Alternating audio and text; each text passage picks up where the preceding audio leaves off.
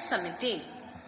पंचायत समिति क्या होती है? ग्राम पंचायत के बाद दूसरा स्तर विकास खंड का होता है। ठीक है, दूसरा स्तर कौन सा होता है? विकास खंड का।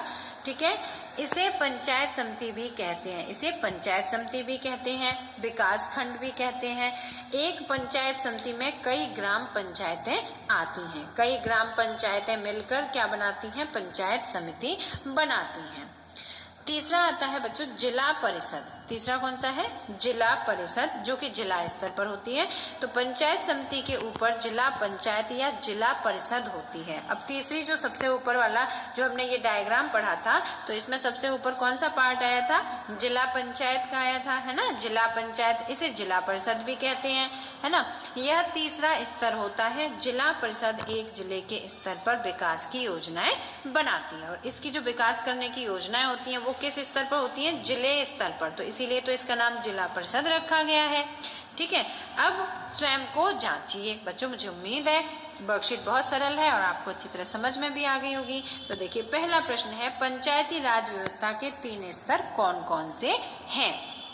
तो कौन कौन से 3 स्तर हैं? आप इसके आंसर यहाँ से लिखेंगे। Answer number 1। ठीक है, पहला है यहाँ से यहाँ तक, ये पूरा पंचायती राज व्यवस्था एक त्रिस्तरीय व्यवस्था है, मतलब 3 स्तर वाली व्यवस्था है, जिसमें ग्राम पंचायत, विकास खंड और जिला पंचायत शामिल है।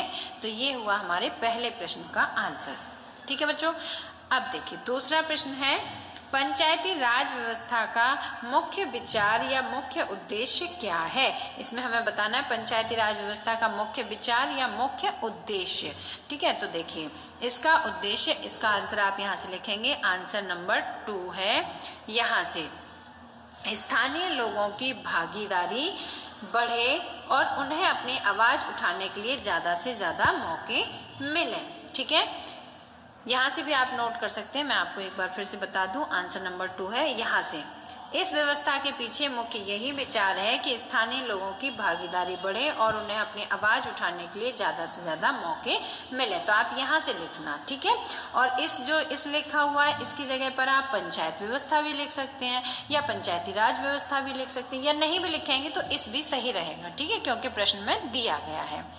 प्रश्न नंबर 3 पढ़ते हैं, जिला परिषद से आप क्या समझते हैं? तो बच्चों प्रश्न नंबर 3 का आंसर आप यहाँ से यहाँ तक पूरा लिखेंगे। आंसर नंबर 3 है ये।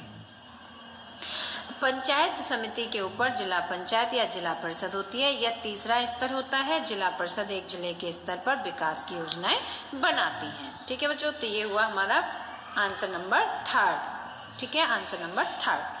प्रश्न नंबर 4 है त्रिस्तरीय पंचायत राज व्यवस्था का डायग्राम बनाकर रंग भरिए। तो प्रश्न नंबर 4 के आंसर में आप इस तरह से डायग्राम बनाएंगे, ये ट्रायंगल बनाएंगे। ठीक है, ये है हमारा आंसर नंबर 4। सबसे निचला स्तर कहलाता है, इसे नंबर 1 देंगे आप, ग्राम पंचायत, और ग्राम स्तर भी लिखेंगे ब्रैकेट में।